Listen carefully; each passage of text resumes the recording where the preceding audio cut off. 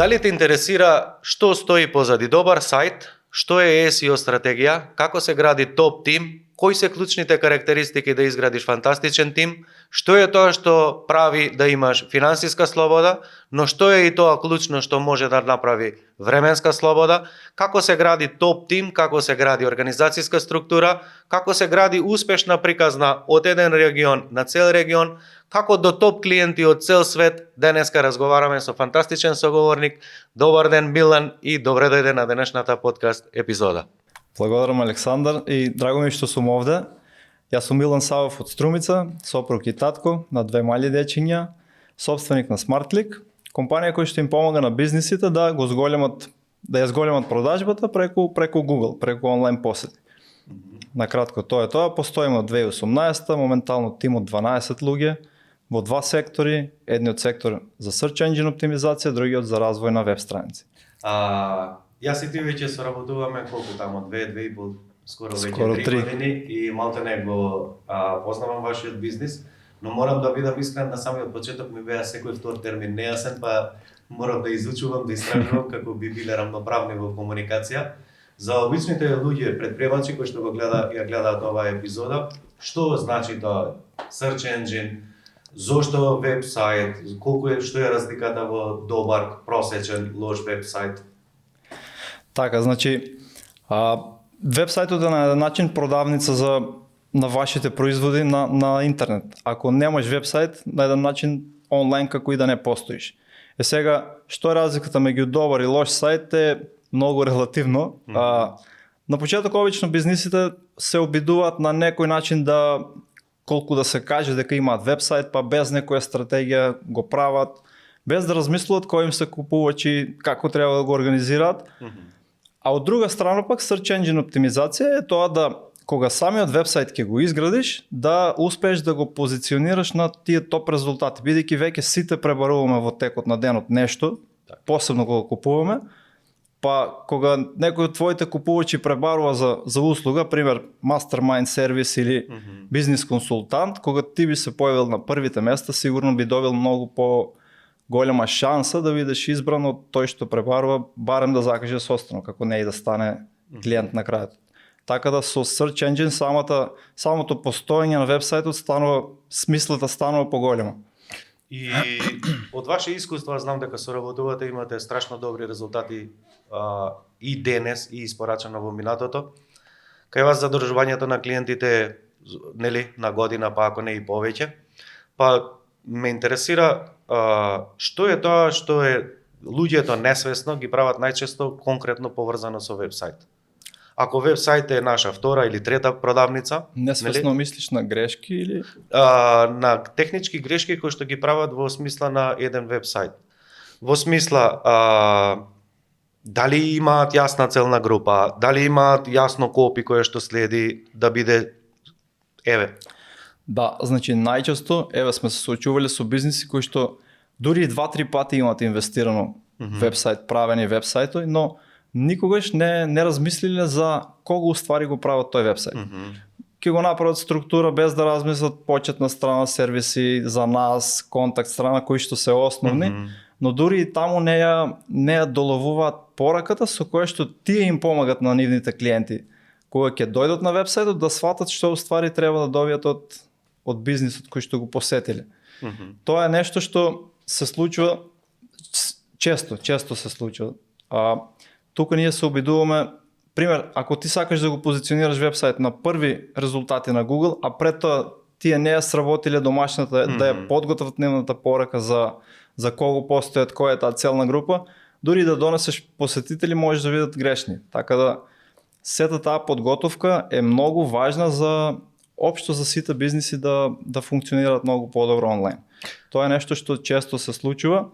И второ нешто е, обично бараат ефтини решенија, колку да се каже дека има веб-сајт, што на крајот ги чини многу. Бидејќи, да, ти можеби ќе платиш помалку сега, но во целото тоа време ти губиш шанси, губиш нови клиенти. И сето тоа е како промашена можност за да донесеш нови купувачи, да го зголемиш прометот, мислејќи дека си заштедил на самиот веб-сајт.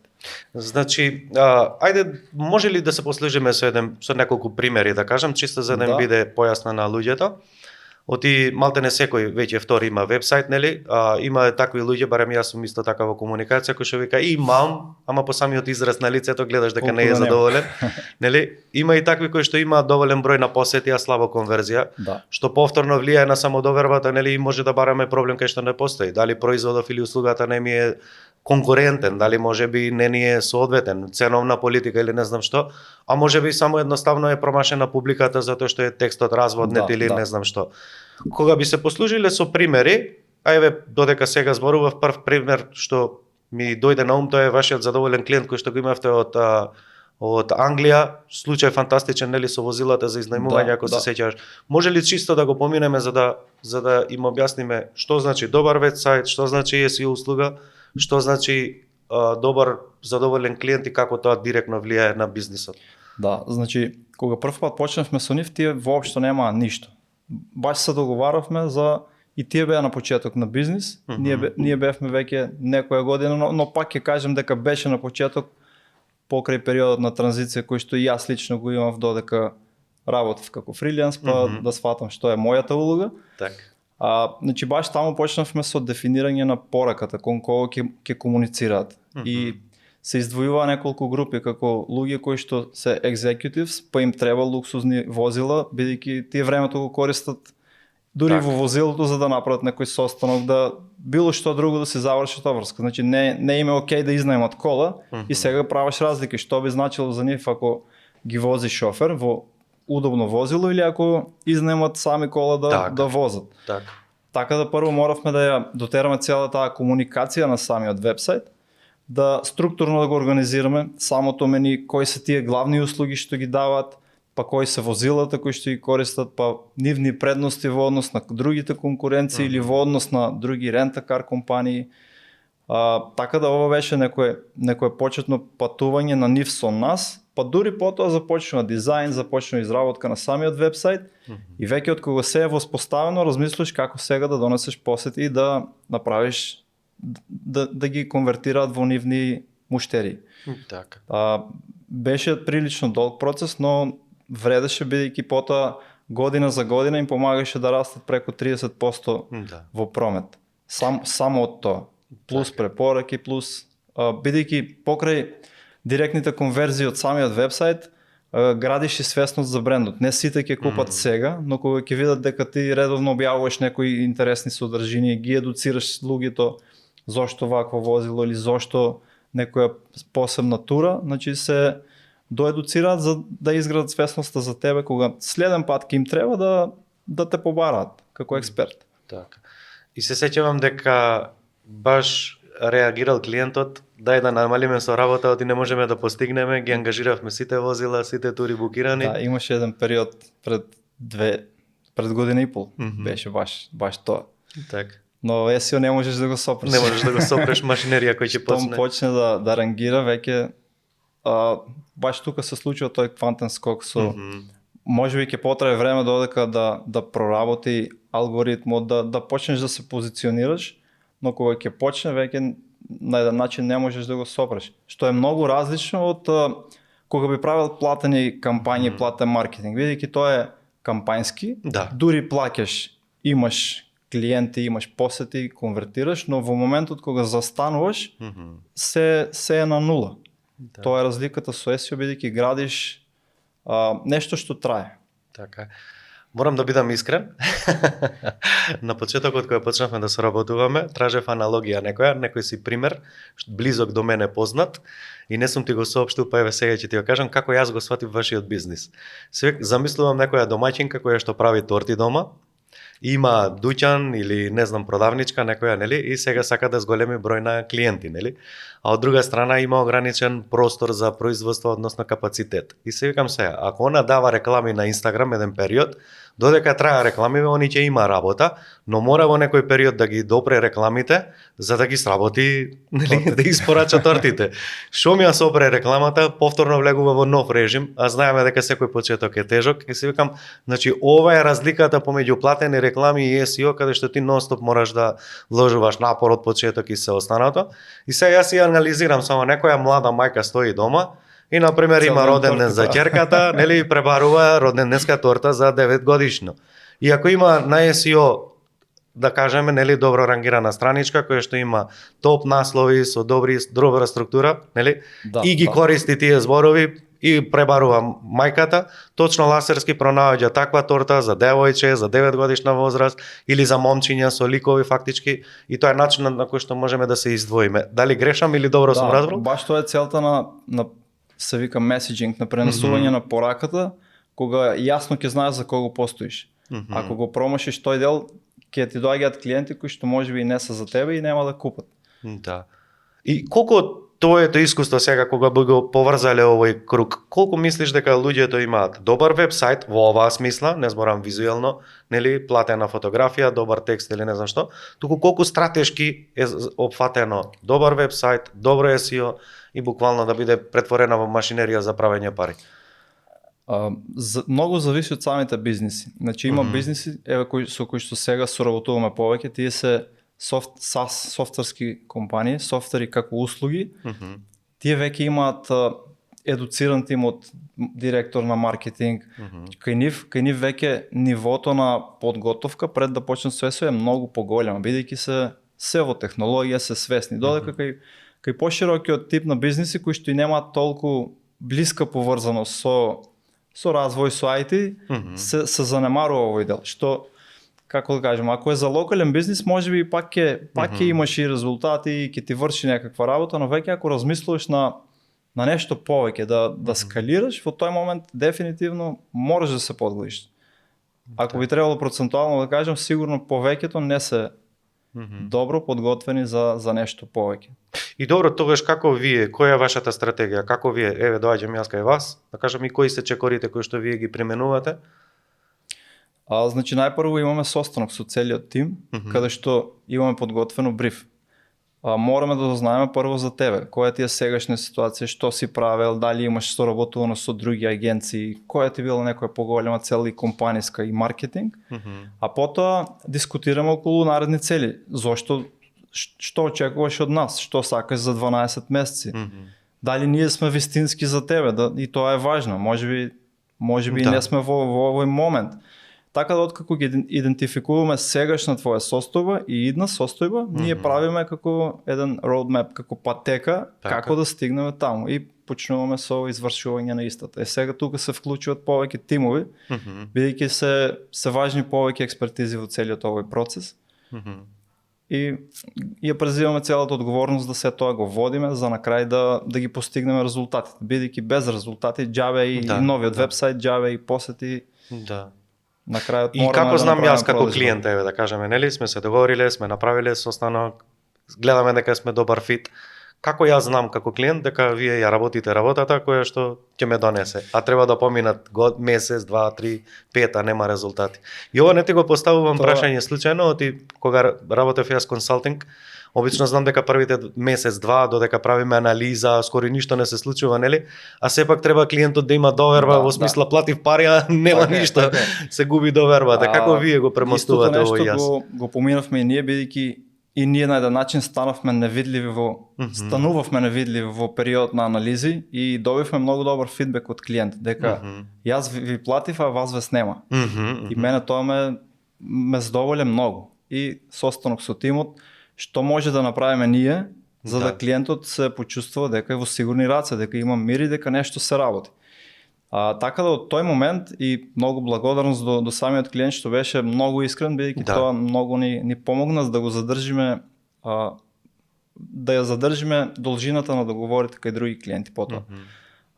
Направивме состанок што можеме ние да комуницираме секоја недела со клиентот, за да тој знае дека нешто сепак се работи.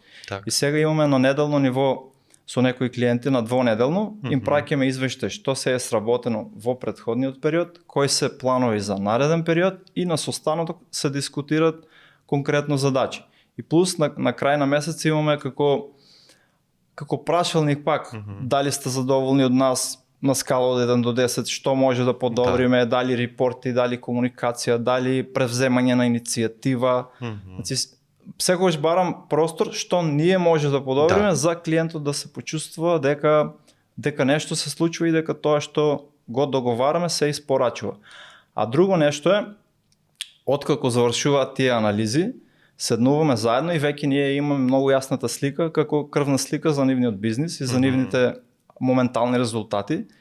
Поставуваме клучни индикатори кои што ќе ги следиме за понатамошниот успех. Тоа е една табела каде што за секоја страна која што треба да се позиционира повисоко и за сите клучни зборови поврзани со како нивните клиенти пребаруваат, ги водиме на неделна база кои се позициите кои што биле и како тие напредуваат. И на крај што тоа значи за нив, бидејќи можеби еден клучен збор ќе им донеси посети, но нема да им донесе купувачи. Така да ние воочуваме дали е тоа окей за нивната стратегија или не.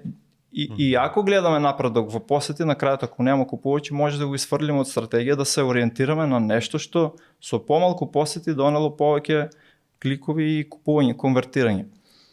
Значи, ако добро те разбрав, вашата политика на работење е всушност ние сме стратешки дел од вашата компанија, иако сме одвоени. Значи гледате буквално стратешки, нели, мерите податоци, не само да им донесете клиенти и посети, туку кои се тие посети, значи директно влијаете на нивниот импакт, да кажем, нели, на. Да, мораме така да се поставиме, бидејќи ако сме само извршители на задачите, не се доближуваме до нивниот бизнис, до нивната визија, и ако тоа не го разбереме, правиме пропусти во стратегијата. Така да мора заедно да соработуваме со клиентот, и кога и клиентот е многу отворен, секогаш има резултати, а и доста важно е истрајноста, бидејќи луѓето кои што играат на долги стази, знаат дека ова не е нешто што сега ќе се направи и ќе има инстант резултати. Така да и тие се свесни дека можеби кај некои клиенти по 2 години можеби да треба, зависи од конкуренција, зависи од индустрија, дури да нешто се случи премногу значено, но сепак е период. Така. И важно е тоа да го следиме, така да тие клучни индикатори ние потоа на секој состанок и со клиентите и во тимот ги разгледуваме и врз база на податоци ние носиме одлука што е окей, а што не. Не е на слепо само да кажеме окей, тука има резултат, продолжи со тоа, а уствари не е тој вистинскиот, туку пак ги анализираме податоците. И исто важно овде е дека обично на тие кои што имат маркетинг директори, кога им даваш јасни податоци врз база на кои што и тие може други одлуки да променат во маркетинг стратегијата, многу им значи, бидејќи не се обидуваат од разни страни да собираат податоци, да губат време и на еден начин да бидат како да пополнуваат само Excel-и. Така да тоа исто многу им значи на тие. Сега на два пати те забележав, зборуваш и го идентификуваш маркетинг директор или нема маркетинг директор, што ми дава до знаење дека и како е важно, што го повторуваш на неколку пати. Од прилика сакаш да кажеш дека има компании со кои што соработувате која што е помала, па немаат се уште свој маркетинг тим, немаат ни свој лице или директор на нешто кој што носи одлука, прави стратегија, тоа е една, нели? Да. И втора компанија која што веќе има структура и знаат што сакаат, имаат тимови, нели? И најверојатно и полесно ви оди комуникацијата. Што мислиш колку е овде важно? Сепак доаѓаме од бизнис индустрија, зборуваме за раководна позиција. Колку е важно тој маркетинг директор да некогаш, ако праксата ваша покаже дека планот е окей, ама треба да промениме нешто, колку егото, колку овде е флексибилно и колку тоа значи? Предпоставувам доаѓаш кај мене и викаш Александар, супер ти е стратегија, ама брат, ама пракса не функционира. Еве ти број на клиенти, ама продажба немаш, мора да промениме XY. Да, во вакви ситуации имаме две опции. Да следиме слепо тоа што тој кажува, ако има преголемо его, со тоа што јасно ќе искомуницираме дека ние не можеме да сносиме 100% одговорност за стратегијата која што е воспоставена, бидејќи не се заснова на тоа што ние сме го предложили. Или да најдеме некој баланс. Значи, окей, ќе следиме нешто од тоа, плюс ќе адаптираме тоа што ние сме направили анализа, за да видиме каков резултат ќе донесе. И сега после некое време пак ќе калибрираме самата стратегија, да видиме дали тоа што е направено како промена функционира или не, за да промениме со време. Има флексибилност и кај луѓето, бидејќи свесни се дека и тие, иако се на позиција маркетинг директор, SEO не е нивна експертиза. И затоа ангажираат експерти и цел тим кој што ќе им помогне на нивниот тим да да ги постигнат тия маркетинг цели за накрая да добият повеќе продажни составници и повеќе промет за самата компанија. Така. А што значи за другата? Ова беше за луѓето кои што имаат ангажирано нели во својата структура маркетинг директор. Што правиме во фирма која што се уште не е свесна прво за маркетинг стратегија, немаат основни работи дефинирано, а слушнал за SEO сака да работи, знае дека вебсайт треба, што правите во оваа ситуација?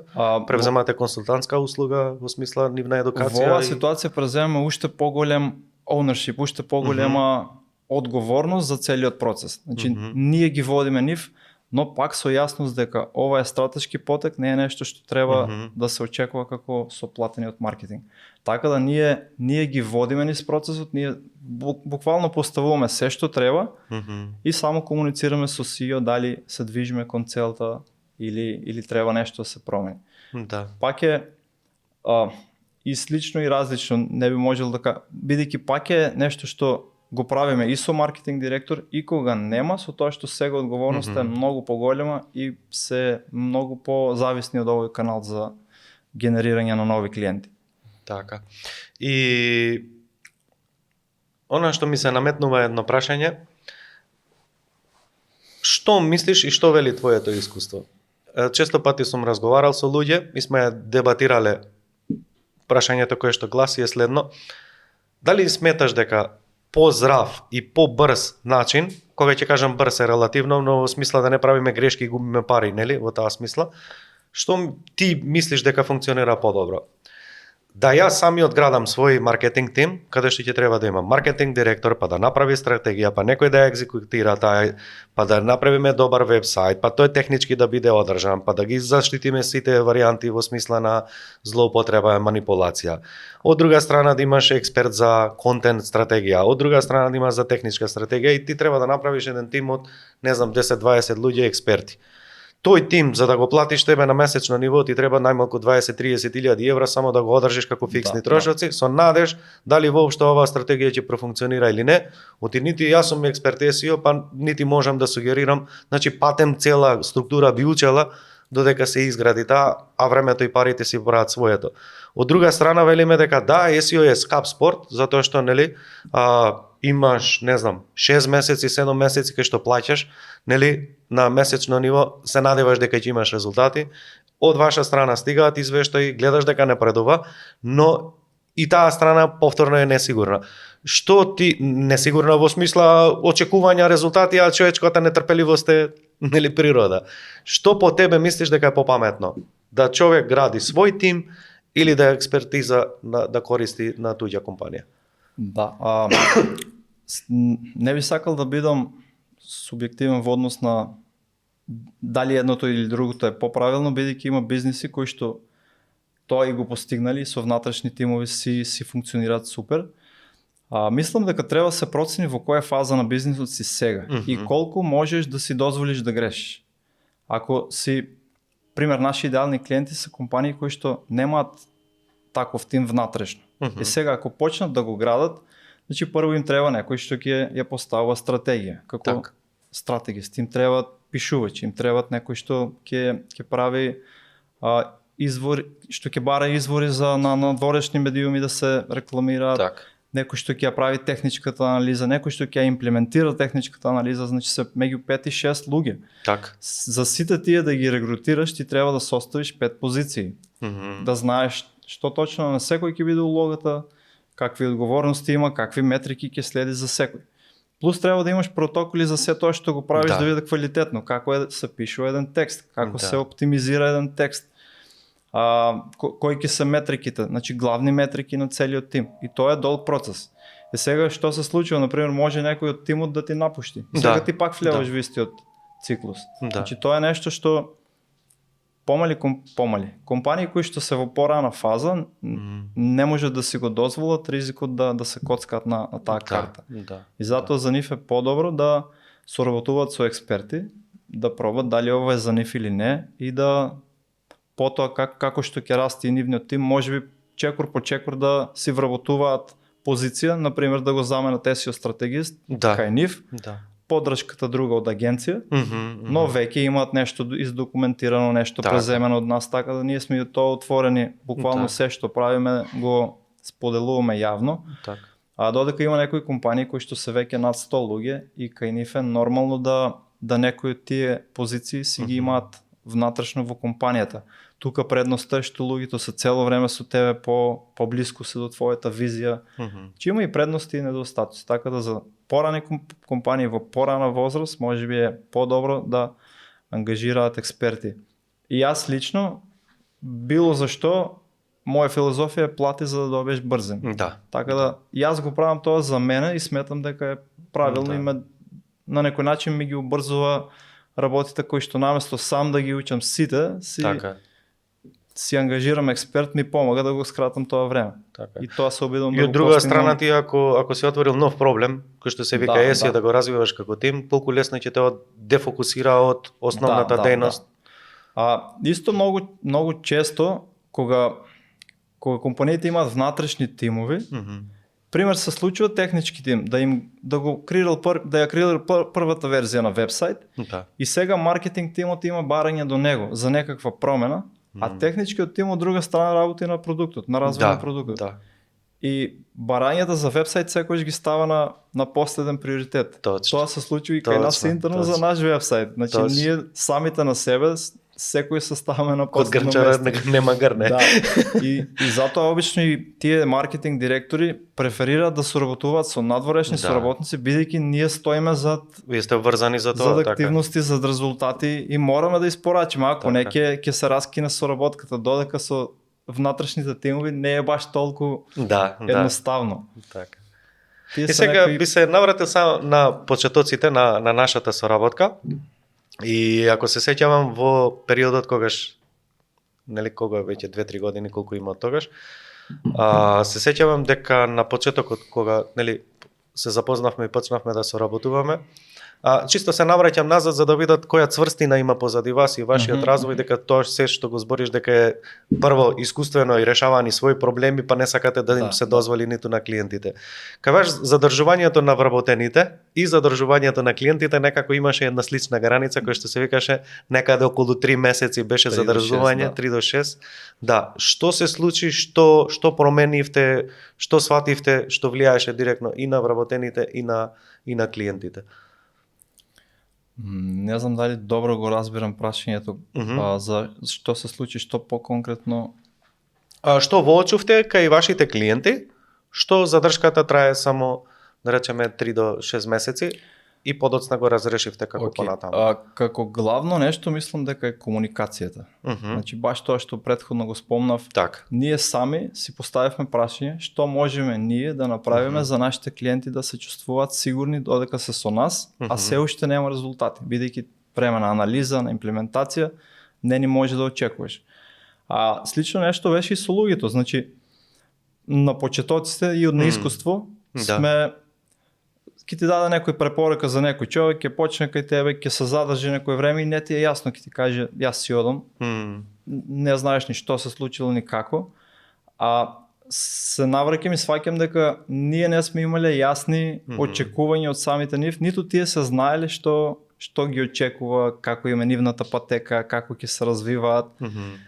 Така да тој пропуск во самата комуникација и во јасноста и на позицијата за луѓето и на целите за клиентите, мислам дека е нешто клучно, што ако од сам старт го поставиш, ќе секогаш е многу полесно да преиспиташ дали уствари си на прав пат или не. Тоа го правиме со евалуација со луѓето, а и исто евалуација или мерење на KPI со самите клиенти. Така.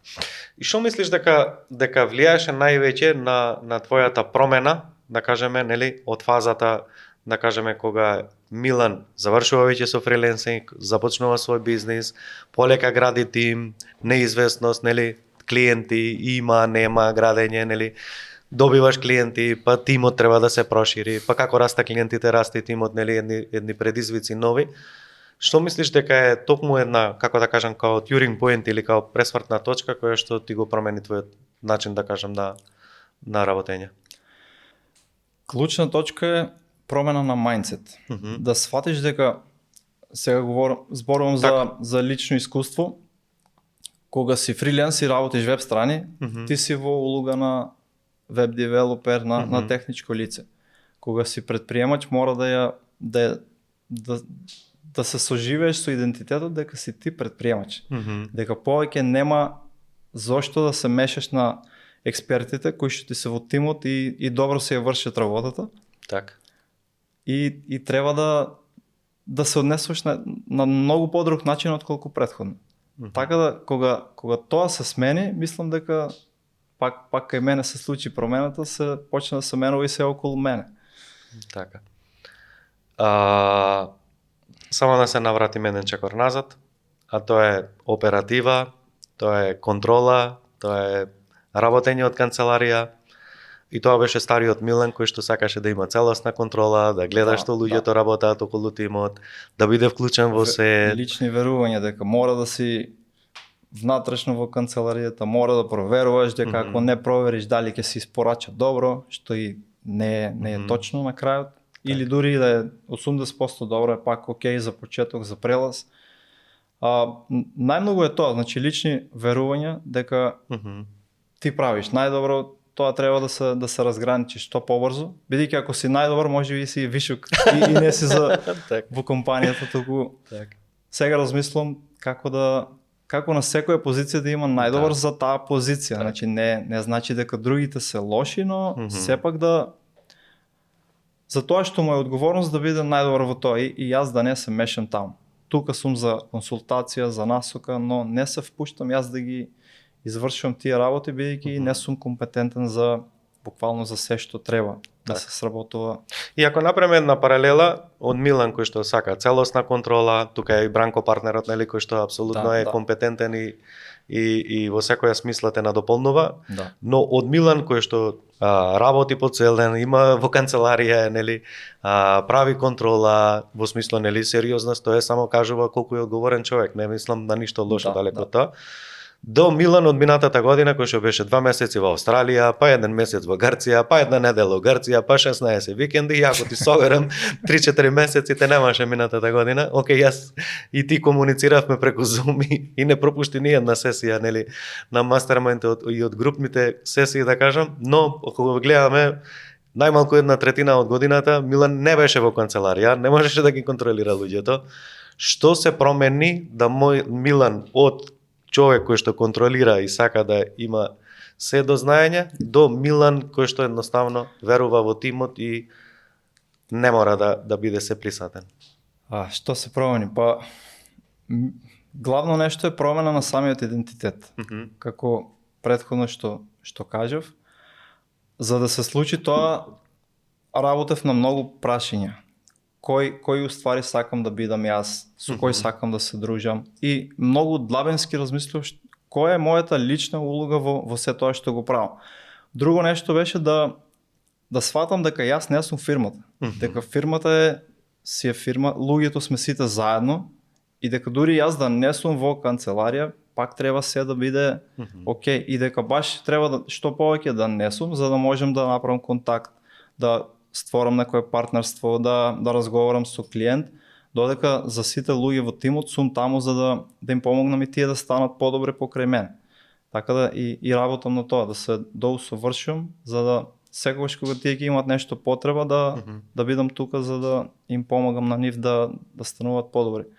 Тие се некои си клучни работи кои што мислам дека ако не ги постигнеш, ќе стагнираш на еден начин до некој си лимит. Да, можеби ќе заработуваш и милиони, но не би можел целосно да ја скалираш компанијата на некој ниво, и ние се уште не сме до таму, но се чувствуваат промените кои што се случуваат и верувам дека ќе го постигнеме тоа. И ова убаво звучи, викаш, нели, треба да се излезе од фирма, да ги пуштиш луѓето да си работат како што си работат, па, нели, ќе направиш фидбек, ќе видиш што функционира, што не функционира. И ова е супер, когнитивно го знаеме сите. Ама зошто ако сите го знаеме, сепак малку луѓе се дозволуваат таков луксус да го остави тимот, да прави или не прави свесно грешки, па за да може да решаваме. Како ти ги преброди овие работи кога едноставно е да ги изговориме, но јас верувам дека не бил едноставен процес кај што ќе речеш, ако супер, ајде нека работа, ја ќе идам во Австралија, па ќе видиме ако греши некој супер, нели? Не беше воопшто лесно и беше нешто што е тотално од мојата комфорт зона. Значи порано сега още по-рано, кога аз си и участвал во креирање на веб страни, тоа беше нешто што за мене беше комфорт, па кога сватив дека аз треба да продавам или да правам маркетинг стратегија, беше нешто што никогаш го немам правено. Так. Па како ќе го правам? Значи пак е нешто што е процес да се помине, но треба да си отворен на промени. Како? Многу фактори се во праси, не знам точно кој би го издвоил. Па ја би го издвоил оној момент кога стомакот ти вика не. А сепак имаш мала нишка која што ти викаш, окей, знам дека ова е тешко, знам дека е ризично, ама ова е единствениот пат. Оваа точка ме интересира, која што по моје искуство 80% нема да ја проминат оваа точка, уште 100 животи да живеат. Да, таа беше како точка на прелом и можеби една од главните заслуги кај тебе, што на еден начин ми удри шут. И ми каже дека доколку продолжиш да го правиш тоа што го правиш, нема да се движиме никаде напред. И знам дека ќе ти поставам под прашање и земи ме мене. Што во твојот ум се вртеше? Кога се клацкаш, окей, наближува моментот кај што викаш, ја не сакам веќе оператива, ја не сум Милан програмерот, ја не сум Милан кој што прави веб дизајн, туку сум Милан кој што гради компанија. Се врти страв, дали сега ако се појавам ќе го постигнам тоа што сум зацртал, дали ова е правилниот пат. Значи милион прашања што пак те саботираат на еден начин.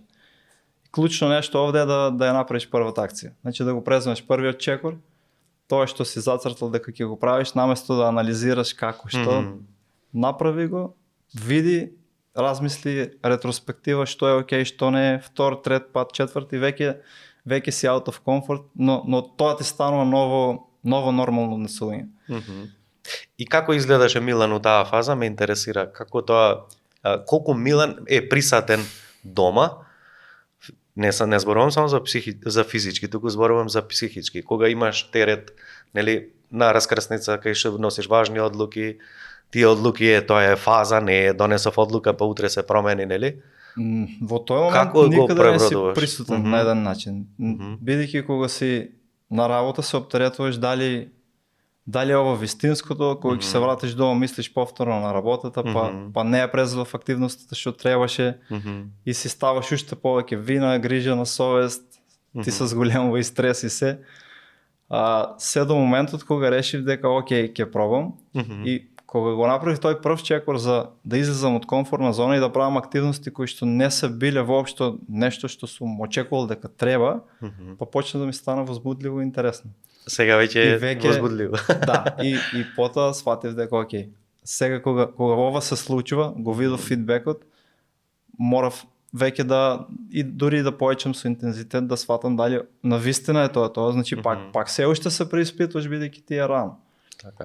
И колку мислиш, ја знам дека имаш одлично семејство, пред се си човек со интегритет, домаќин што викаме, нели, тетовски кажано. Имаш фантастична сопруга, имаш одлични две прекрасни дечиња. Колку мислиш дека токму во оваа фаза, каде што ти се кршиш, не си сигурен во одлуката, знаеш си ја донел, супер, ама не знаеш што се те чека, нели? Од друга страна имаш клиенти, од друга страна имаш вработени, од трета страна имаш нова идеја која што, нели, мораш да донесеш неколкократни, да кажам, нели, одлуки и да се однесуваш како новиот ти со нов идентитет. Колку е овде важно поддршката од дома, зборам блиското семејство, и што мислиш дали ако би немале поддршка, би можеле да напредуваат луѓето без поддршка или не можат? 100% не. Поддршката е многу важна и хармонијата во домот е многу важна. Така да ако не се чувствуваш слободен да споделиш се што ти тежи, само ќе трупаш проблеми во себе. Истото и во бизнис и со партнерството. Јас имам супер однос и дома и со Бранко, значи споделувам се што ми тежи и разговараме за тоа. И доаѓаме до решението. Кога сум прекјутувал ситуации, само се трупат проблемите и уште потешко можеш да тргнеш во акција. А најчесто заглавуваме со претпоставките, бидејќи често сум предпоставувал дека ако кажам ова ќе добиам таков одговор и на крајот да излезе дека воопшто не било така како што сум мислил и потребно е било само да споделиш најискрено тоа што го чувствуваш и мислиш. Што мислиш од твое искуство? Колку луѓето имаат храброст и Не колку многу. реално зборуваат во својот дом со брачниот партнер, партнерот во бизнис, да го каже она што го чувствува у стомак, а не она мозокот што го залажува? Пак е претпоставка бидејќи не знам точно, но мислам дека не многу. Само би кажал колку што побрзо се отворат, толку подобро. Значи твојот рецепт е што помалку претпоставки, туку постави прашање пред слушнија вистината. Да, така е. Истиот овој рецепт колку ти значи во однос со вашите вработени? Сега имате одличен тим, професионален тим. Минатата година донесовте одлука па го проширивте вашиот бизнис канцелариски во смисла, нели, просторно во Скопје. Да. Колку мислиш дека е важно истата таа искрена комуникација, отворена комуникација, зборење од стомака, не од глава, дека е важно и при регрутирање на луѓе, при продажба, при градење на тимови, колку оваа вештина мислиш дека е важна во бизнисот? 100% во секое поле. Значи јас сум човек што сака отворена комуникација и што не сака да прекриваш работи поради тоа што дали ќе се налути некој. Ние имаме култура на фидбек, давање фидбек. Значи секој на секој е охрабрен да даде фидбек за да коригира некој однесување, не за да се напаѓаме лично. Тоа нешто не носи напред, бидејќи често луѓето од тимот приметуваат нешто кај тим лидер, кај мене, кај партнерот да се случува да не изгледа окей. Так. И слободно комуницираме, исто и јас. Значи на секоја дури на секое ново вработување, нови луѓе, тоа ни е во самиот онбординг на човекот. Значи го правиме тој тренинг дека што и да почувствува дека не се движи во добра насока, да реагира во ист момент и да биде слободен за тоа. Значи нема никакви последици, се со цел да работиме подобро сите заедно. И колку ова луѓето го прифаќаат? Кога веќе спомена не е фидбек, едноставно. колку луѓето го прифаќаат во смисла, нели, знаеме дека фидбек не е шлак, туку треба да искажеш што по негативно. Во смисла на критика, нели? И таа критика да биде прифатена или отфрлена, но без его ситуација, сите имаме его. Како успевате со тоа? Прво е тешко охрабрувањето да ги охрабриш да дадат фидбек. Потоа кога ќе се охрабрат, на почетокот се пак размислуваат ако кажем да не го повредам другиот на некој начин и се обидуваат на поблаг начин да ги кажат нивните мислења, се додека да сватат дека колку пофилуваме, толку по не си помагаме. И веќе на крајот, кога стигнуваме до фаза дека окей, ако бидам директен и коригирам нечие однесување и сватам, верувам дека ако му дадам фидбек ќе му помогнам, во тој момент веќе комуникацијата е на повисоко ниво, зближеноста на тимот е повисока, знаеш дека можеш да кажеш и ќе биде слушнат. А колку прифаќаат, на крајот гледам од акцијата. Значи пак дадаш фидбек, ќе видиш дали некој го прифатил со самото тоа што со промената на самата акција. И ако нема промена, што правите во тој случај? Значи јас сум го прифатил фидбекот, но имам право и да го отфрлам, нели? Да. Што правиме во тој случај, како ти знаеш дали сум го прифатил ја фидбекот или не?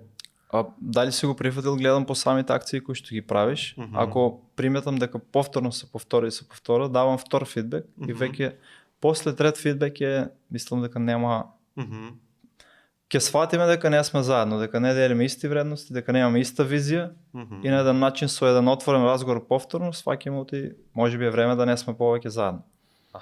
Окей, супер, сега те сватив. Споменуваш визија, споменуваш мисија. Знаеме дека 99% од веб-сајтовите пишува визија и мисија, ја мислам ни сопственикот не знае што пишува, некој му ја напишал. Поготово кога ги читам некогаш ми доаѓаат нови клиенти, па ајде да видам нели со кого имаме работа, нели, во смисла од радозналост, нели, и гледам фрази и изјави кои се повторуваат. Која е вашата визија и како успевате вашата визија да ја пренесете на вашиот тим? Дали е всушност тоа само една празна америчка фраза која што се наметнува се повеќе во последно време или навистина нешто стои позади визија, позади мисија и позади вредност?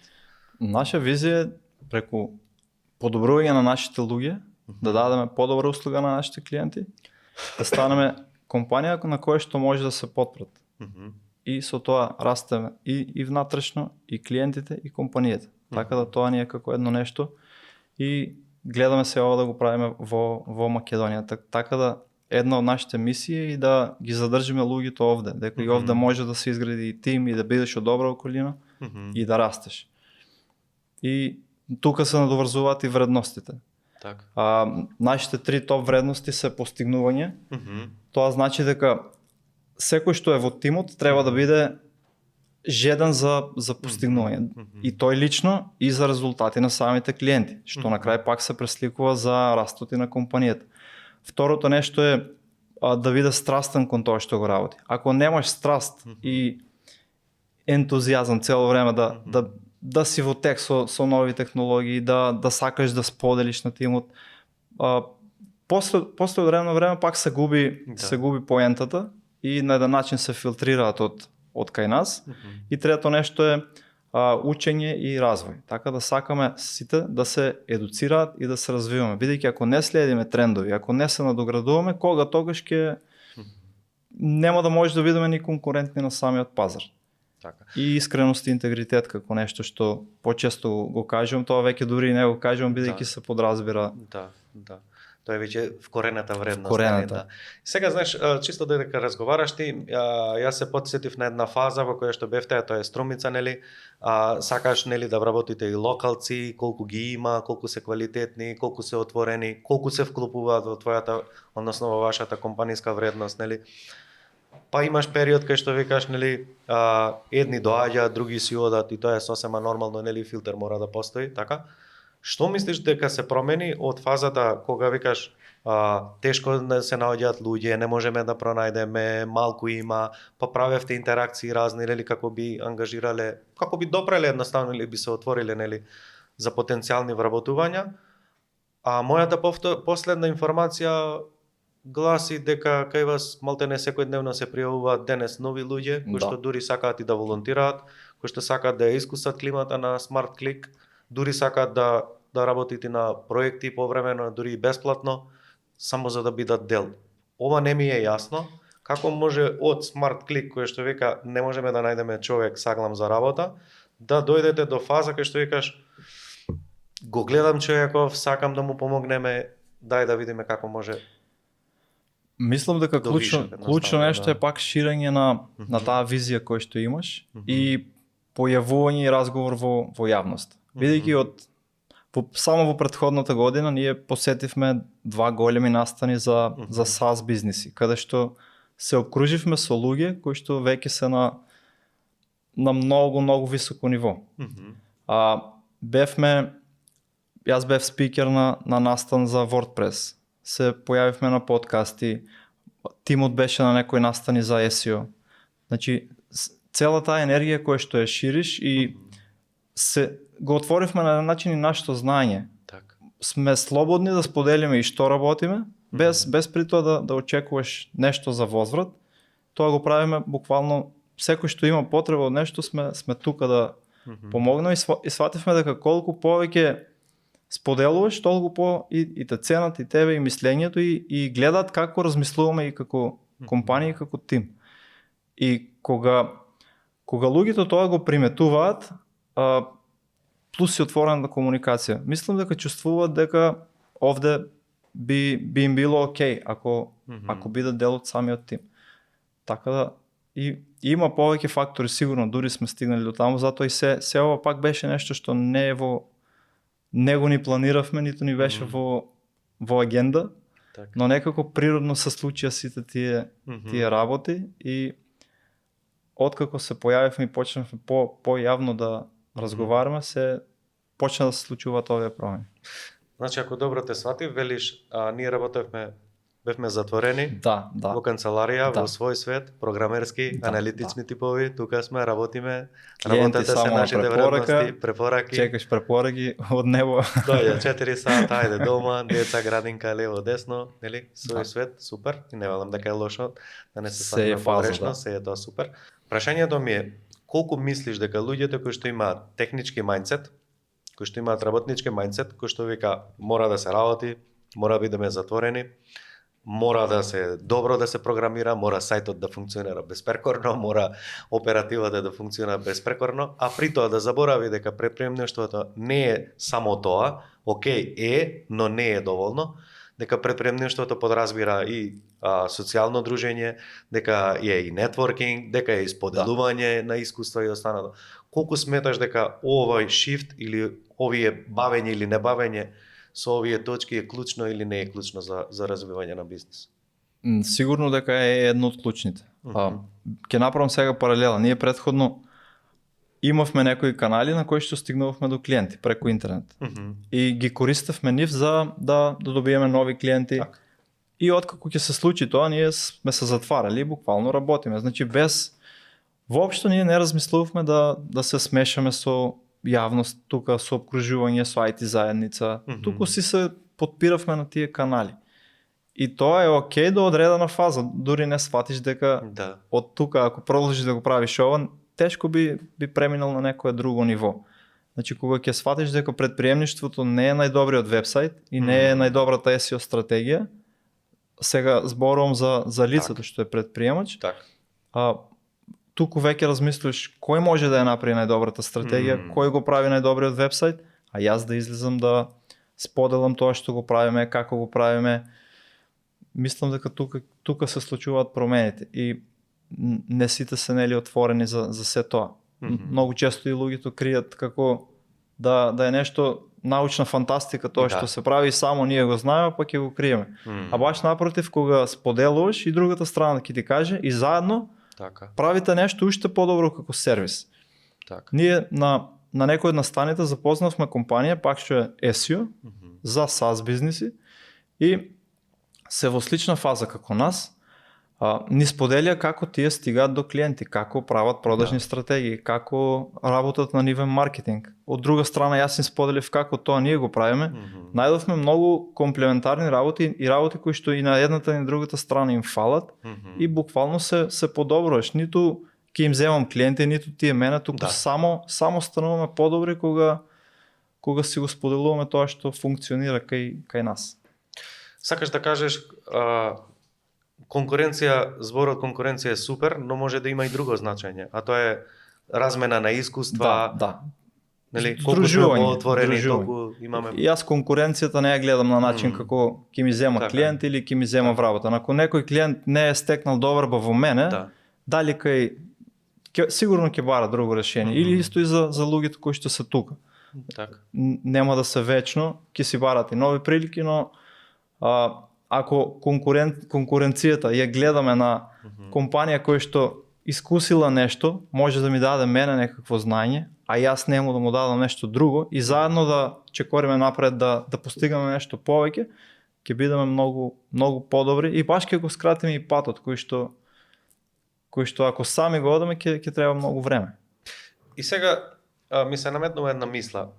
Ако јас сум аналитичен тип кој што сака да работи во затворено, кој што сака да работи на компјутер, кој што сака да се бави со бројки, со програмирање, со кодови, со небитно што. Ако сум човек кој што сакам да се надпреварувам со себе, во смисла секој код да биде подобар, секој сајт да биде подобар, како и да е. И фактички живеем во интерен свет, нели, каде што екстерно окружувањето не ме интересира, социјалниот момент, дружење со луѓе, не дека овие луѓе се да не ги представам како нешто лошо, нели, сега зборуваме за човечка природа, нели, таков ме дал Господ. Значи не сакам премногу комуникација, сакам работа во затворено. Супер. Што правиме со овие предприемачи? Како тие тогаш што можат тие да направат за да го променат сето ова? Па веројатно да најдат партнер кој што ќе го лесно е да програмираш, некој треба да донесе клиент. Лесно е да правиш сајт, ама некој треба да донесе клиент, нели? Или вработување сектор продажба, или наоѓање партнер кој што ќе се посвети на тоа. Например, кај нас, на почетоците се мешавме буквално во се што имаше од обврски. Пак немавме јасност во нашите позиции, не можешме да бараме јасност ни во позицијата на сите други луѓе. Кога направивме јасна поделба што јас правам, што Бране прави, презедовме 100% одговорност за тоа што го правиме и сега јас одговарам за моите активности, тој за неговите. И е многу по друго кога ќе седнеме на состанок и ќе ми каже што е сработено, кои се негови клучни индикатори, кои са мои, айде да ги видиме на маса и каде трябва да се подобруваме. Така да... Тоа е сега, а тогаш како било порано? Никако. Седнуваш, правиш разговор, завършваш состанок со неясни чекори, пак аз тоа, ай ти.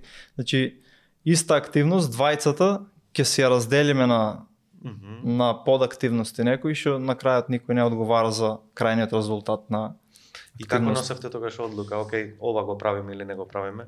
Тестиравме. Аха.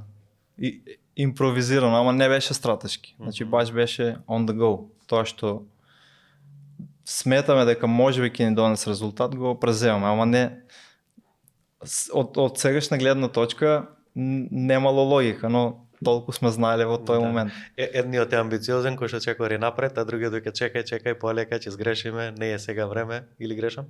Така е. Супер. И како денес изгледа, кои се позициите, кои се одговорностите на Милана, кои на партнерот? Тоа што ти беше прашањето зашто би направил човек кој што е аналитичен, кој што сака така. Едно нешто или да си вработи човек за продажба и за маркетинг, или две особи, зависи пак во која фаза е, колку буџет има. Така. Или друго нешто да излезе од комфорт зона и да ги преземе тие одговорности, да ги води сам, па да вработи човек за оператива кој што ќе прави се друго внатрешно. Кај нас баш тоа се случи, јас го презедов сектор продажба и сектор маркетинг и сносам 100% одговорност за се што таму. Јас ја правам стратегијата и имаме тим кој што сега и мене ми помага, бидејќи и јас не можам се сам, додека Бране се грижи за протоколи, за подобрување на услугата, за иновација во SEO, бидејќи сега и со ја има многу промени кои што сакаме да ги следиме и да бидеме во тренд, и за самиот тим. Евалуација, така да сега он си има и негови членови кои што и него му помагат, бидејќи пак. Но сега со станокот имаме јасна агенда, дискутираме за баш вчера имавме состанок, значи успешност на клиенти, успешност на тим, задоволство на клиенти, на тим, колку сме исполнети со капацитети, колку нови клиенти може да примаме, значи имаме конкретни точки кои што ги поминуваме и знаеме со што се соочуваме. Така. Значи ти го водиш едниот сектор, а тоа е маркетинг и продажба. Да. А Бранко го води делот на оперативни работи, така и фактички имплементација, нели, на делот на извршувањето, нели, испорака на задачите. Супер. И што се случува на пример ако Милан потфарли во делот на маркетинг? Требало квартална цел да донесе, не знам, X клиенти, не добил. Прво нешто што се случува на пример може да добием фидбек. На Бранко. Може да добием фидбек и да ме коригира за нешто што можеби сум го направил, а не требало. А друго нешто е, окей, не сме добиле број на клиенти, што е било причината, па разговараме да најдеме дали можеби некоја активност што е преземана, немало потреба, а требало да се стави фокус на нешто друго. Но сега прашањата се подруги, бидејќи идентификуваш што уствари е проблемот и бараш решение за тој проблем. Како до нови 100 клиенти, како до нови 20, како и да е. И размислуваме во таа насока конкретно, не размислувам. И земате целосна одговорност, значи Бранко си одговорен за испорака, ти си за прилив на нови клиенти? Да. И наседнувате на состанок и викаш, окей, неделава потварлив или месецот потварлив? Да.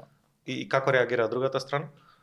За сега сме окей, бидејќи и нашата оваа фаза и транзиција, како да кажам, се уште е на еден начин и рана, не сме ние веќе 2-3-5 години со 100% поделни, требаше време и да оформиме и тимови и за мене и за него, кои што ќе ни помогнат. Свесни сме дека е процес, но многу е по-лесно да и како тоа изгледа во пракса? Например, сега ти сакаш да го зголемиш тимот, кој вработува за селс, кој вработува за маркетинг, односно другата страна кој вработува за, да кажеме, бекенд, за фронтенд, за не знам контент, за кога стратегија. Кога станува збор за вработување, јас не се мешам во вработувањата во оперативниот дел. Таму си е Бране одговорен и сега Давор. Значи тие прават интервјуа, селектираат кандидати и ја носат одлуката на последната одлука за вработување. Ниту тие ми се мешат мене, јас кого да внесам во сектор кај мене.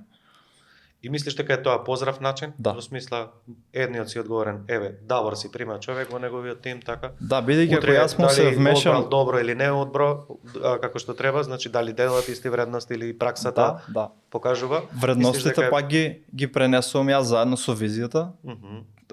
Тим лидерите и партнерот, нели, треба да сме порамнети на се тоа за да може да го пресликаат надолу. Но ако јас му се мешам да вработи човек, а потоа тој човек потврди, вие ќе биде кај мене. Така. И не е окей, бидејќи тој ќе биде во негов тим и треба најмногу да биде порамнет со негови очекувања, а се тоа пак не е издефинирано што се очекува од новите луѓе кои И што... ако повлечеме сега една линија, го надоврзувам предходниот разговор, нели? Велиш добра мисија, кристална чиста, јасна визија, мисија, вредности, не вредности ставени на хартија, туку пренесување, порамнување, фидбек, зајакнување на комуникација и се останато, редовни состаноци за тоа да се зацврсти на некој начин у ДНК, избор на вработени, јасна комуникација и се останато, и велиш порамнување, за да може секој еден да функционира понатамо.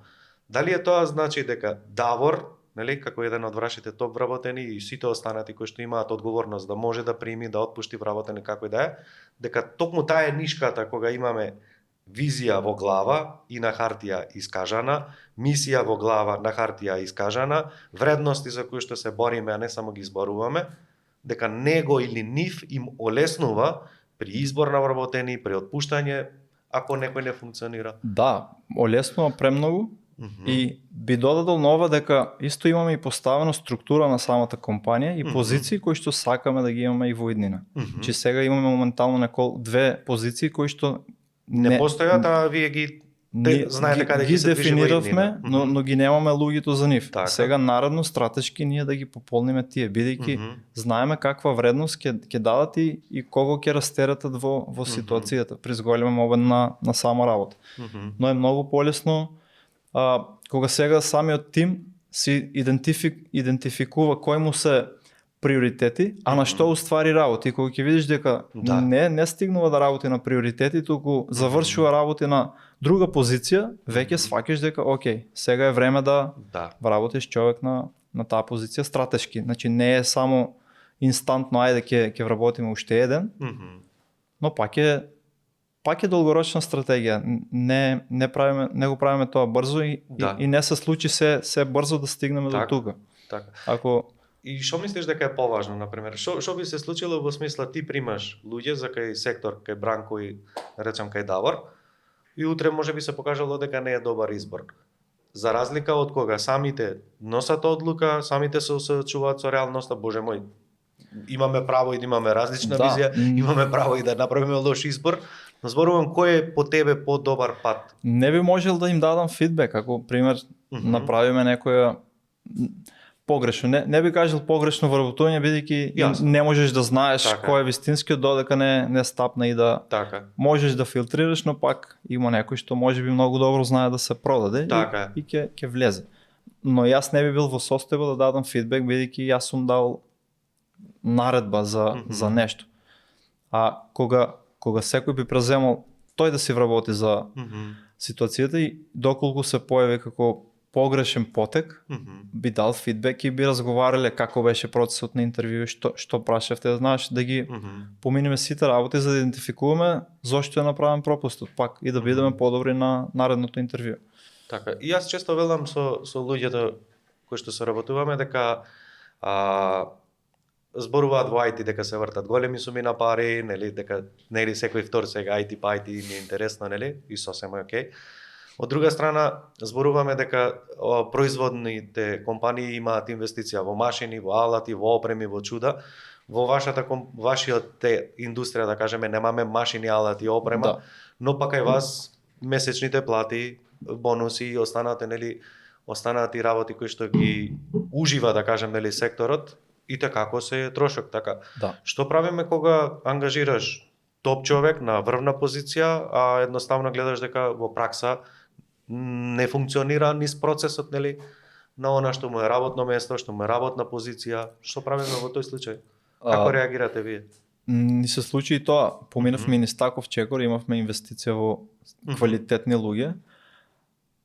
Пак би тргнало наша страна. Значи, во тој момент не бевме спремни ние доволно, како немавме јасна позиција и јасни очекувања што од него треба да се очекува.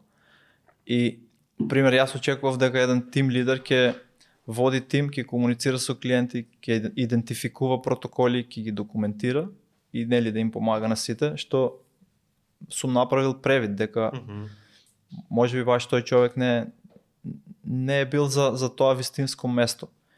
Па сега во тој случај пак ќе дадеш фидбек еднаш, два пати, ќе пробаш да коригираш некој однесување, но во моментот кога гледаш дека нема излез, не можеме да продолжиме понатаму, пак е прашање кога се тоа ќе заврши.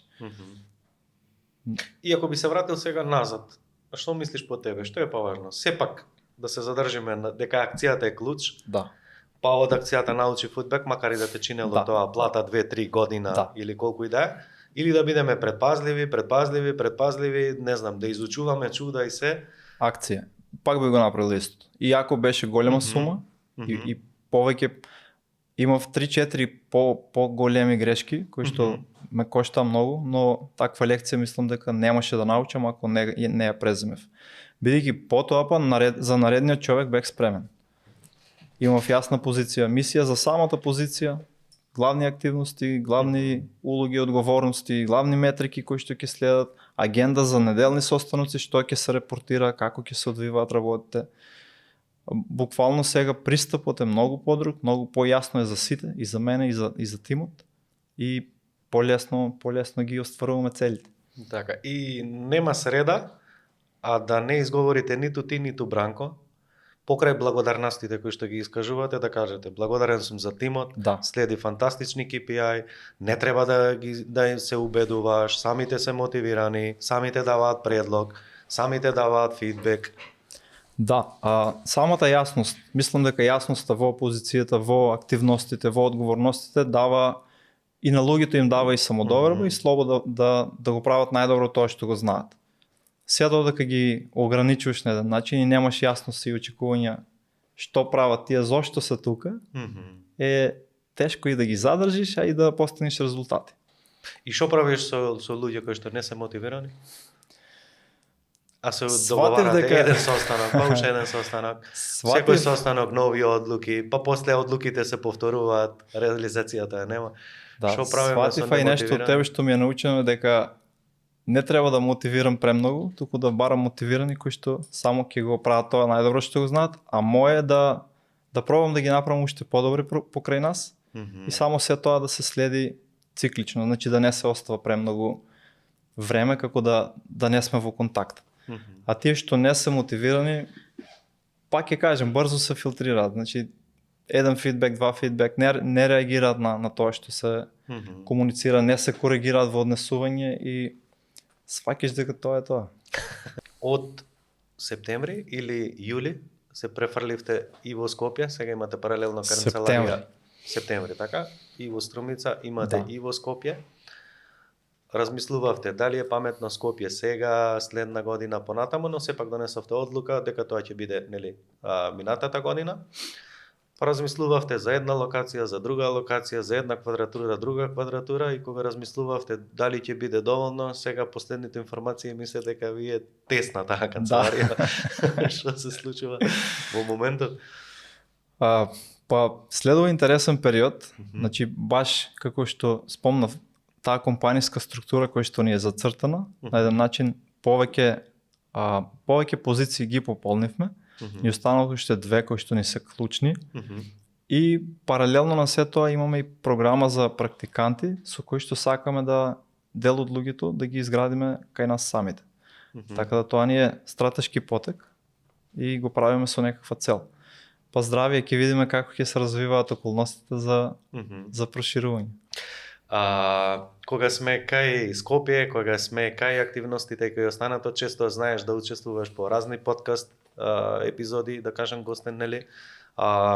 Одржуваш и често пати си виден и на сцената во смисла на семинари, колку тоа те исполнува како тебе и колку сметаш дека тоа е еден од лидерските сегменти или сепак е тоа задоволство само твое? Ме исполнува многу и порано сакав да го правам и анализирав и наоѓав каде би можел, што би можел, но не ја презема в таа акција. И баш тоа е тоа, значи направи го тој прв чекор, па ќе видиш дали си окей, дали не си, што потоа би подобрало.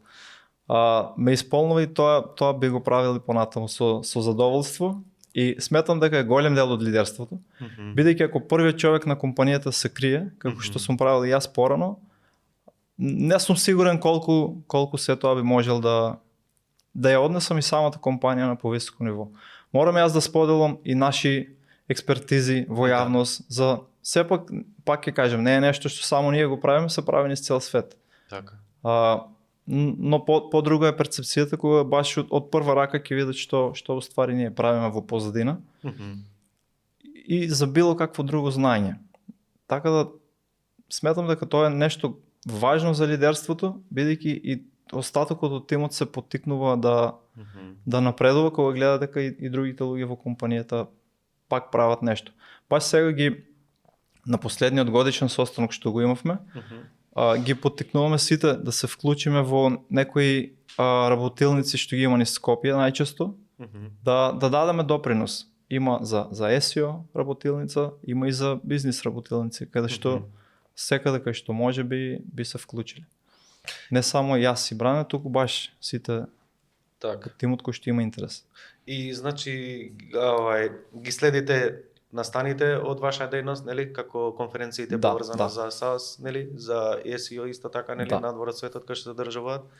Ги следите и овдешните и што мислиш колку тоа би можело, нели, Милан и тимот, нели, секој во свој сегмент, нели, да може да излегува често, нели, по настани, да може да се едуцира, да може да биде издвоен од бизнисот, а да функционира без системи, без јасни протоколи, колку тоа би можело да функционира, а сепак клиентите да не трпат, нели? Ако е се добро поставено, значи ние немаме оставено да некоја работа не е завршена, ама пак за се тоа си имаме направено систем за се, и ако се тоа добро си е поставено, воопшто нема никаков проблем. Например, сега за наредна година нашите сите настани се веќе платени. Порано до последен момент не знаевме дали ќе одиме, дали не. Сега имаме намера да бидеме во таа заедница и тоа е тоа. Нема зошто да калкулирам кога ќе купам карта, дали ќе купам. Туку веќе знам каде ќе одам и имам доволно време и стратешки да се подготвам за да се представиме сепак во најдобро светло. Не одиме таму за џабе и само да се дружиш. Така. И колку сметаш дека системите во една компанија се важни? Кога спомнавме веќе системи?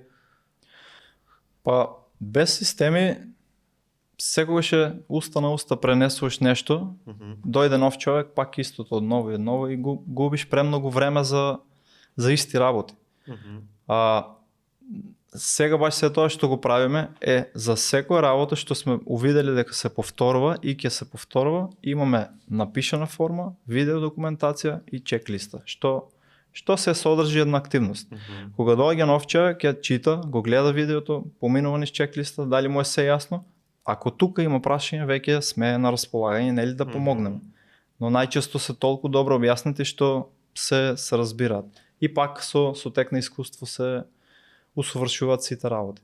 Но е многу важно за системите се слобода на крај на денот. Ако не ги поставиш, ќе видиш заробен во објаснување. Така да колку побрзо почнеш да работиш на нив, толку по-лесно ќе си ослободиш време.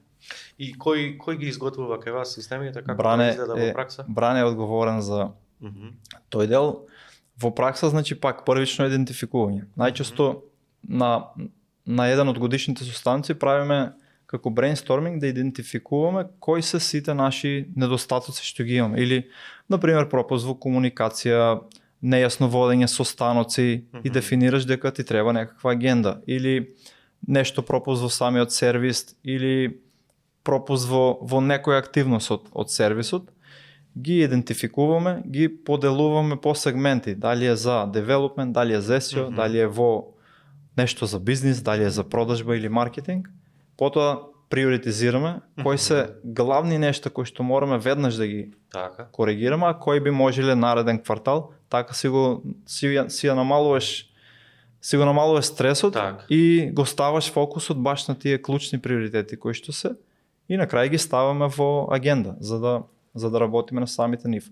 Во позадина имаме направено и наш систем, како не користиме екстерни системи, имаме наш систем каде што се издокументирани сите работи и секој од тимот има дозволи до тоа што нему му е потребно да го гледа, за да не го претоваруваш некој од SEO со информации за финанси или за продажба, што и да.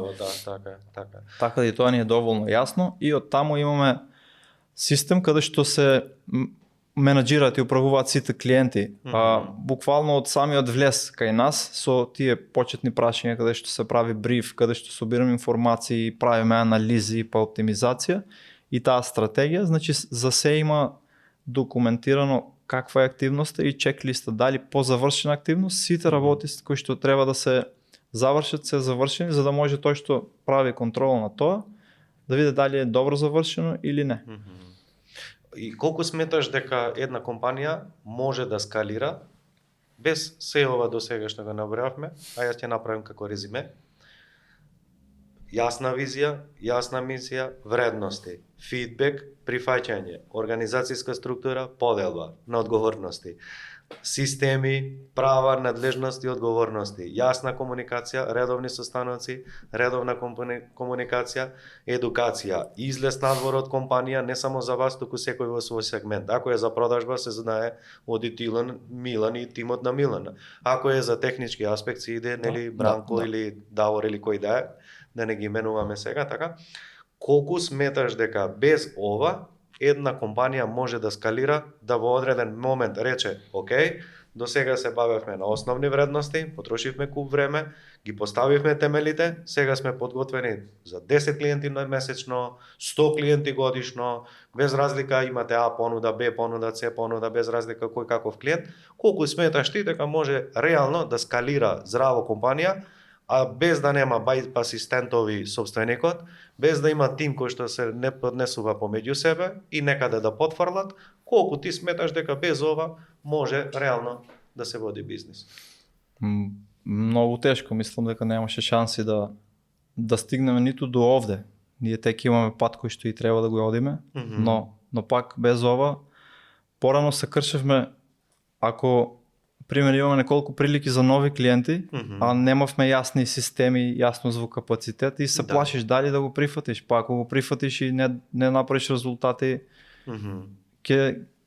нема да е окей ни за тебе, ни за клиентот. Значи не ти е предвидливо ништо на еден начин. Ти создава стрес самото скалирање.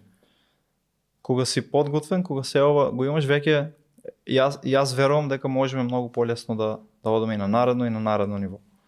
Те прашал уште една работа, само ме интересира, кога сме овде. Велиме дека имаме добра база, дека имаме јасност, сега сме подготвени, нели, за нови клиенти, колку и да се, ќе се реорганизираме, како и да е, постојат системи, структура, се останато. Колку без ова, без јасност и се, колку ова влијае во самодовербата и во сигурноста при продажен разговор? И дали се чувствува или не? Се чувствува многу. Мислам дека неколку работи се клучни за самодовербата во продажба. Прво е вербата во себе, вербата во самиот продукт и вербата во тимот. Так. Покрај други фактори што ги има приватно хармонија и така натаму, кои што преди ги дискутиравме. Сега јас кога знам дека Бране е одговорен, се грижи за селова и нема да дозволи да кикснеме никаде. Знам дека тимот доставува супер резултати. Да. И јас имам мир кога сум на состанок. Знам дека и да договорам ќе постигнеме резултати. Сигурно нема да се 100%, нели, кај сите клиенти секогаш има и некој кој што има и некаде и 300. Нема да успее, така е. Но самата самодоверба е многу повисока кога се ова е поставено. Пред неколку години кај некој има резултат, кај некој нема, излегуваш на состанок. Да. Во главата си вртиш филмови дека јас ќе го договорам, ќе наплатам, а после дали ќе испорачаме. И се саботираш на самиот состанок, така да не го ни добиваш тој клиент. Мислам дека се ова е многу важно и многу ја чувствувам таа слобода и мир кога веќе го правам се ова. Еве и денес сме овде, тимот функционира. Да. Немам јас никаква грижа дали нешто ќе тргне наопаку, бидејќи знам дека ќе се погрижат сите внатре. Така. И пред самиот крај би сакал само да им кажеме на оние кои што ќе ја гледаат оваа подкаст епизода дека на 25 месецов јануари во Хотел Хилтон ќе имаме одличен тренинг на тема поставување цели, каде што зборуваме за квантни цели, не зборуваме за раст од 10% и 12%, туку зборуваме за нешто посериозно. Еден од предавачите ќе бидеш и ти. Па би сакал секој еден кој што ќе биде заинтересиран да може да се пријави, да видиме како Милан и тимот на Smart Click, како тоа го прават квантен скок кај вашите клиенти, дали можеме да најдеме поврзаност на повеќе места, и кога ќе видиме метафора, кога ќе видиме споредување, не многу полесно самите да поверуваме. Од другата страна, што би сакал ти да многу ме интересира од твој аспект? Дали мислиш дека раст од 10% или раст од пати 2 е полесно или е потешко од раст пати 10 или квантен скок? Што ти мислиш на оваа тема? Пати 10 во бизнисот се уште не сум доживеал за да го кажам, но еве сегашните цели целат кон таму. Лично сум доживеал на повеќе сегменти. Дали е возможно? Сигурно дека да, а за раст од 10-12% мислам дека е премногу скромно и не би сакал ни да поставувам такви цели. И тоа е нешто што порано го комунициравме од аспект на идентитет. Ако сега и претходните години сум постигнал по 10% раст, логично е дека и со 10 или 12 ќе бидам задоволен и наредна година. Но ако размислам кој сакам јас да бидам за 5 години и ако си поставам цели од тогашна ситуација, сигурно дека ќе бидат многу поголеми и постварливи. Така да јас верувам дека квантен скок ќе се случи. Така. Супер. И би сакал за самиот крај луѓето кои што сакаат да соработуваат, односно имаат прашања, како може да те контактираат?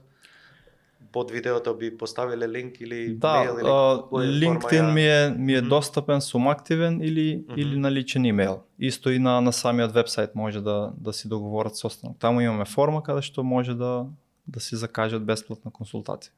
И последно прашање, не беше планирано, но сега спонтано ми произлезе. Дали сме расположени да направиме еден добар тренинг за луѓето кои што следат на newsletter, за луѓето кои што се на мојата мейлинг листа, а ги има прилично доста. Тоа се луѓе пред се предприемачи, нели, секој на различно ниво. Колку сме спремни да направиме еден тренинг во смисла што се клучните карактеристики, што треба да содржи добар вебсайт, како да биде оптимизиран SEO. Значи, вашата експертиза колку би помогнале? Дали сме расположени? Секогаш. Супер. Во тој случај јас и ти ќе се договориме, па дополнително ќе им објасниме, односно ќе им дадеме информација. Супер. И за самиот крај, сепак сакам да ти се заблагодарам што издвои време. Дојде специјално за да ја снимиме оваа емисија, нели, покрај толку врски и семејни и приватни. Би сакал само за крај, кога Милан би се вратил на самиот почеток, но со ова што го знае денес, што би му предложил на Милан пред 10 години? Би му предложил без компликации, акција и ментор од сам старт. Значи, и јас сакам да ти се заблагодарам за твојата покана и голема заслуга за тоа што сум тука е и твоја, бидејќи сметам дека се што правевме периодов беше и трпеливо со твоја страна, за да некои работи ги пребродам, ги надминам и да излезам од таа комфорт зона. Не сум сигурен дека сам би го постигнал се тоа. Така да ако некој е во можност, јас би препорачал да си има ментор за да му помогне побрзо да ги оствари тие цели кои што ги има. Милан, ти благодарам што јас искрено уживав во самиот разговор, како и секогаш. Сепак сме ограничени со време, јас секогаш уживам во тој разговор, пријатен соговорник си. Поздрав дома до семејството, да ми ги пушнеш принцезите, двете дечиња и сопругата да ги поздравиш и се гледаме во следна прилика, оти за мене семејството е најважно. Се гледаме. Поздрав.